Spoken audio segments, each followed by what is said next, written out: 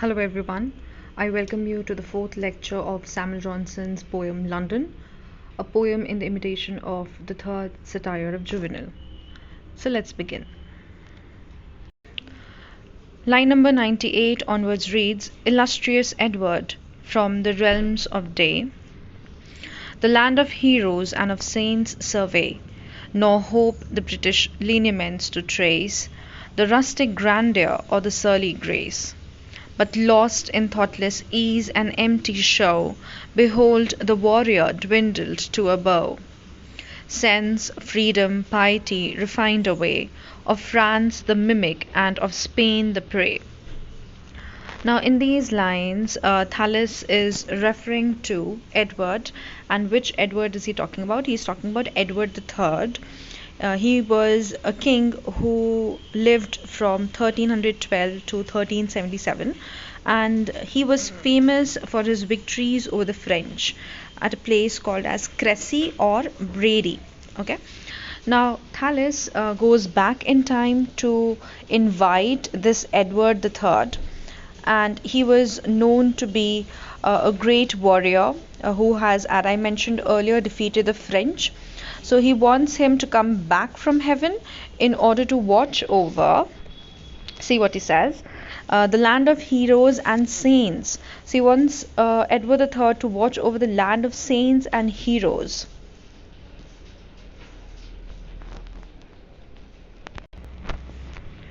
The lines read, and it says, Nor hope the British lineaments to trace, the rustic grandeur or the surly grace. Now, what do we mean by the word lineaments over here? Lineaments mean a distinctive feature or a characteristic, particularly of the face. Now, he believes that these British soldiers have lost their rustic grandeur, the grandeur and grace that was present on the face of these soldiers. It has been replaced by a race that is lost in thoughtless ease. But lost in thoughtless ease and empty show, behold the warrior dwindled to a bow. So Thales believes that the warriors have lost their grandeur, the warriors have lost their grace, and that whole generation, that race has been replaced by a bunch of people who are lost in thoughtless ease and who only believe in empty show. Behold, the warrior dwindled to a bow. The warrior has turned into a dandy. Sense, freedom, piety refined away. Piety refers to purity. All refinement is lost. And he believes that England has become a country which only tries to mimic. What is the meaning of the word mimic? Is to imitate the French ways. It has also become a prey of Spain, a victim of Spain. So it is trying to refer to the fact how England and its standards had dwindled.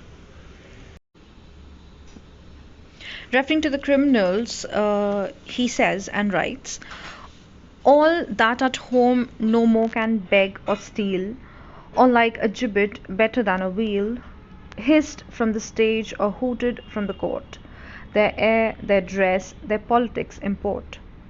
Obsequious, artful, voluble and gay, on Britain's fond credulity they prey. No gainful trade their industry can scape. They sing, they dance, clean shoes, or cure a clap. All sciences a fasting Monsieur knows, and bid him go to hell he goes. Thales, referring to criminals, says that those who in their home countries can neither beg nor steal, and he further says, or like a gibbet better than a wheel. Now, what is the reference over here to gibbet and wheel? Gibbet is the process of hanging by death, which was used as a way of punishing criminals in England, and wheel refers to how the criminals were punished or sentenced to death by being broken on a wheel. So all these criminals, they are migrating from different places. Like in the wheel was used in France, so people from other countries are migrating to the land of England, and they are making England even more miserable. So he says those who in their home countries can neither beg nor steal. There are actors who have been hissed from the stage, referring to them being thrown or driven away from the stage. There are people who have lost the favor of the court. They come to England and they import or bring their airs. What is this air that we're talking about? Air refers to mannerisms, their dress, the way that they put on their attires, and also their politics and ideologies. Now, the result is that the people who imitate their manners become useless, just like them. They no longer hold any kind of useful trade, no gainful trade, but they only end up indulging in singing and dancing or cleaning shoes. The poet believes that they are so dumb and stupid that if one bids them or commands them to go to hell, they would willingly go to hell.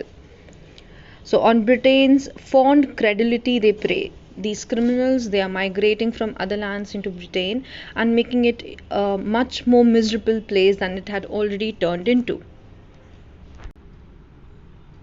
Line 117 onwards reads, "Ah, what avails it, that from slavery far I drew the breath of life in English air, was early taught a Briton's right to prize, and lisped the tale of Henry's victories.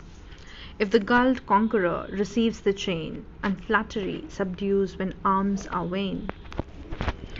Now, we see that Thales over here is wailing or crying over the right of freedom that was snatched from him. This is what it is meant when the lines read Britain's right to prize, prize referring to the prize of freedom. Now, he further compares compares a glorious past with the current situation, and lisp the tale of Henry's victories. If the gulled conqueror receives the chain, and flattery subdues when arms are vain.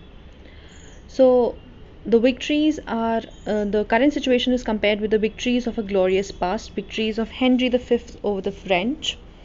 It was Henry who had defeated the French at Agincourt. Now, when he views the land, if Henry views the land, he will find the land full of people from foreign lands, and he laments the loss of prestige.